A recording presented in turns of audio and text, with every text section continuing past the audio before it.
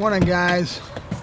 Mark Ferrasci with ProTech Dog Training. It's our Sunday morning, and for those that are not familiar with this kind of an environment, we're living in the breadbasket of protection training and sport work in our area in LA.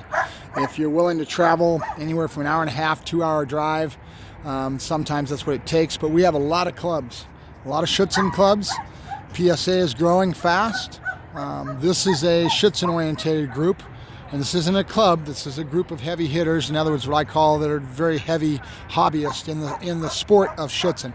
And they're all getting ready for a trial that's coming up next weekend. And the gentleman that's doing the work is Norman Augustin. And Norman has been doing dogs and Schutzhund for like 20, 30 years. Norman and me go way back. He used to actually be one of my employees at a major pet store chain that I used to work at. And he has a lot of the same experience I do behind him as far as pet trade, etc. And is real good at what he does. He's helped me build several dogs. I've talked about it before that if you're going to get into this profession, it really takes two to tango. There's some pretty good trainers out there, and there's one that I think of right off the bat that they're some of the best in LA because they have two people.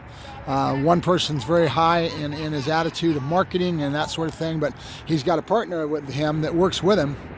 And I don't know if it's his partner, but it's one of his colleagues that is part of his business, and they really team up together and they really accent each other, because in the sport of protection and bite work, you have to have two to tango. Now, I don't have anybody in my business, it's just me, so I end up doing what I have to do, which is be what they call a gypsy trainer. I travel all over the place and I go to different sports, ring sport, Schutzhund, PSA. Because they have the decoys in each one of these sports that know what they're doing, I can draw off of that and I can basically call the tune. So I tell them what's going on with my dog, I communicate with them, and it's my ability to communicate and know what's going on, been doing this for so long, that I can get them to help me build the dog the way that I want to build it. Now, I'm not into sport, but I am loosely affiliated with it. You'll see me doing a lot of the same work that these folks are doing. This gentleman's getting ready with his dog. You notice he's got a nice focused heel. Dog's foraging out a little bit, but this is what you're doing. You're working on this all the time.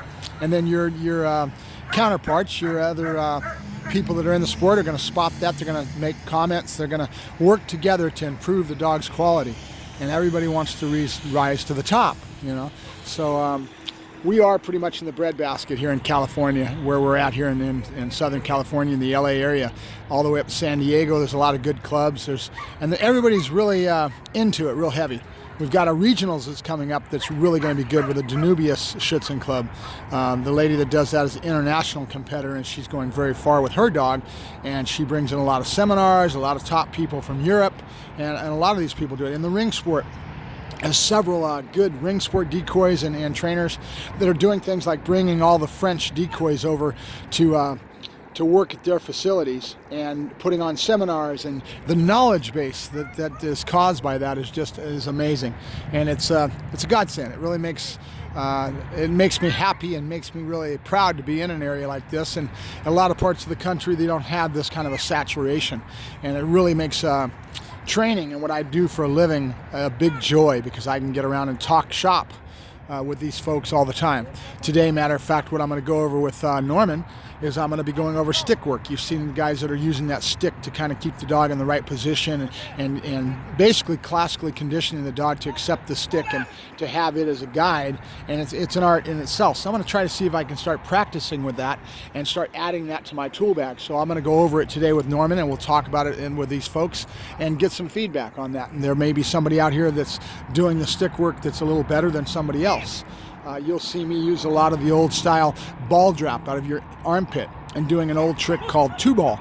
Nothing that these folks are doing or nothing that I'm doing is rocket science. We've been doing this stuff for years.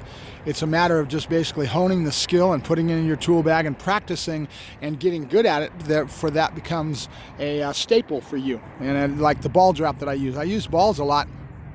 There's another trainer that uses the food toss, getting the dog to go away for an indirect reward, and then having the dog come back, and he builds his dogs that way. I use the two ball, and the reason I don't do the food ball, not that it's not good, it's just that I live in a sandy environment. My dog would be picking up sand off of that food, and it would be really hard for me. I could probably get a big old piece of imitation grass and put that out. That might help me, and I could probably start using that food drop to start conditioning a dog to do the indirect reward, where you're sending him away from you and he comes back to you. And there's a lot of good things that I like what I see in that, but again, I'm limited because I don't have grass to work with. I have a lot of sand, a lot of dirt. So I do it with 2-ball, and I use the 2-balls to do something very similar to get the dog to go away from me. And then I do my indirect reward by teaching the dog to go out away from me onto a cone or some kind of object that the dog is learning to go, what I call get it, where the dog goes out and does it. Oh, nice. Norman's got his Bouvier. Not a very usual breed that you see in the sports anymore. This is a very popular dog back in the 70s and the 80s. The Bouvier is really a neat dog. He's doing a great dog. His dog's name is Chili. Keep an eye on Chili. He's going to do a good. And he's using a form of a stick right there with his bat mitten. So he's that's basically nothing more than a badminton tennis racket. Basically, it's a racket, and he's just using that the same way you would a stick. And here's Leo going the other way. Some nice work going on here. Everybody's all pumped up and getting into it because they're all getting ready for the next weekend. There's going to be a trial, and then the regionals will come up in our area for our region in a few weeks as well, another month or so. And that's going to be really good trial because there's going to be a lot of heavy hitters and a lot of high level competitors that are going to be going into that one. Looking good, Norman. Group, please, group. And I'm going to help with this. You guys have a good day. Talk to you later. Bye-bye.